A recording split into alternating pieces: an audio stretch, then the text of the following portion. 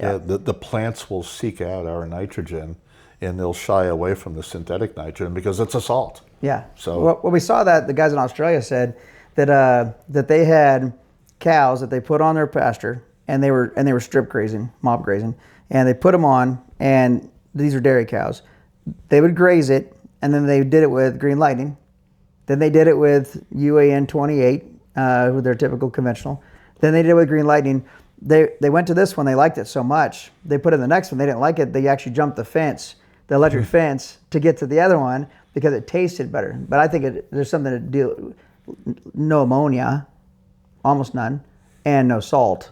And so that's another one is going into testing. We've been back and forth on testing. And what is this? Why does it work like it does?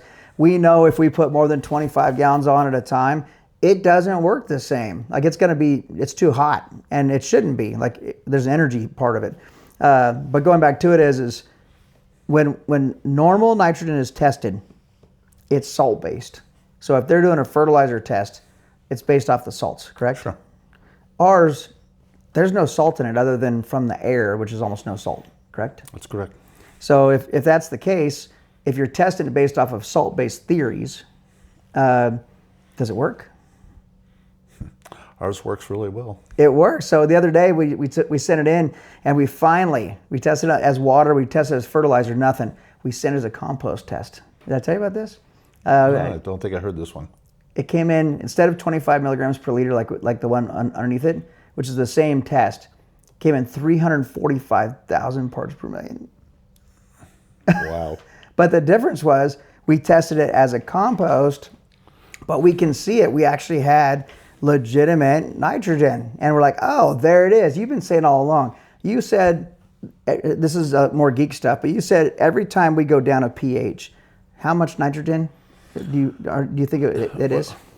Well, typically the way the pH scale works is every time we lower go from 5 pH to 4 pH, it's a 10x difference in the amount of hydrogen that's in the water. So if we're measuring our water in, let's say, nitric acid, yeah, it's a 10x increase from going from 4 to 5 or 5 to 4, 4 to 3, and so on.